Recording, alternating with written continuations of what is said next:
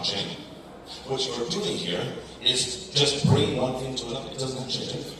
Right? So as we look at these products, these numbers a little bit out of date, I realized I didn't have time to fix it this morning, but if you look at this middle here, right, you've got a bunch of TVL, right, some holders, not very many OUSG, a bunch of TL, some holders, right? Now, the thing that is important about this, if you look at DeFi today, a crypto native product, like Maker, right, I guess it's called Sky now, that's how I did my slides, right? And then Petal here is another one, right? You can see here, the TVL is both much higher, and the user count is much higher.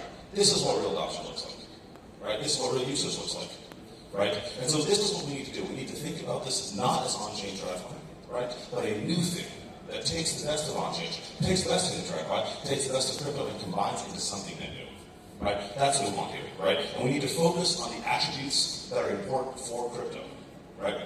And lean into the benefits to make new products that are actually better than the existing products. Right? Things like this, right? On-chain TradFi today, right, is the same. It's still illiquid, it's gated, it's permissional, all this kind of stuff. Versus you have liquid permissionless proposal. By doing this, it opens up incredible amounts of capital very, very quickly. When you look at a product like Athena as an example, right, USDE has $16 billion in TVL. That's real adoption. And they have hundreds of thousands of followers. That is a very different game. That's what you want, right? Now again, going into this number, right?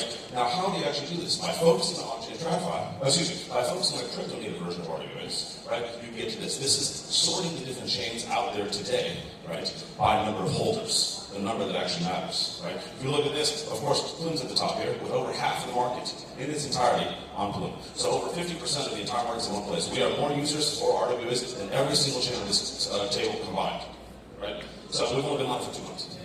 Right? So by focusing on changing dynamics of how people use these assets, you get real user real adoption. And that's what it's all about. Right? Having a big fund with some money is great. Having fun with users and money is much better. Right? And again, going into this is our focus. We focus on making assets crypto native. Right? And making this work. And we take inspiration from the only RWA that matters today, the stablecoin.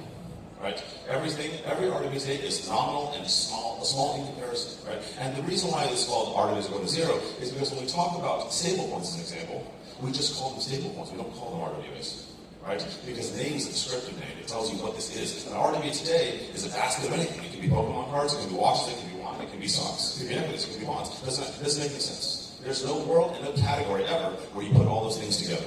Right? It's a mismatch. It's a basket of things that don't have a fit. That's what this really is. Right? And so that's why stablecoins today are so important and a very good descriptor. Because stablecoins, again, are not a tokenized version of the stablecoins are crypto. Right? To 99% of people using stablecoins, there's a crypto native product and it feels and looks and smells just like crypto. And now we can do more things. And so if we take our lesson from the stablecoin, we can see this. It's about just making on-chain assets. It's not about RWAs at all. Right? You have to first focus on what is here. What is the market today? It's crypto natives. On-chain, 99% of the audience is crypto native people, right?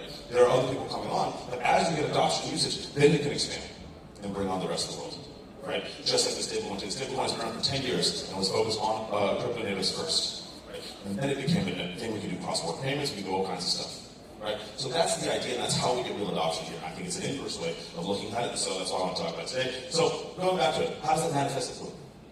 Again, Plume would run an ecosystem, a network, a blockchain, an L1, right? Focus on making it easy to access the world on-chain, right? And today, in the Talking Valley, we have the biggest ecosystem in RWAs by a huge margin, over 200 projects building on us. We have hundreds of millions of dollars of TVL, a ton of users, a big community, right? And some of the greatest investors, expanding TradFi and crypto, right?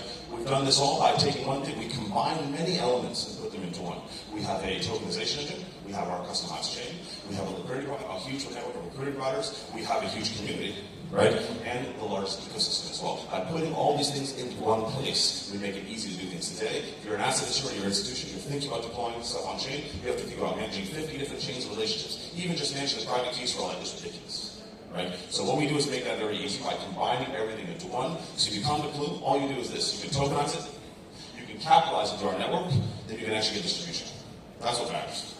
Right? And so what we do here is instead of trying to bring the blockchain to TradFi, right, which we want to do, but it's a two-step problem. We start with the bottom. Let's bring the Ripple to crypto and find usage adoption and volume behind this, and then we can go to the second piece, which is onboarding the rest of the world. Right? Now, what do we do at Plume today? We have everything, right? Across 200 projects, that means we have collectibles, things like Pokemon cards, watches, wine, all those things, alternative assets, things like mining, things like real estate, things like venture capital, and then, of course, also classic financial instruments, right? What that means is, on Plume today, you can do anything from Apollo's private equity fund, right? Apollo's private equity ACRED, right? We have the largest deployment of ACRED in the world right now, right? $50 million came in just the other day, right?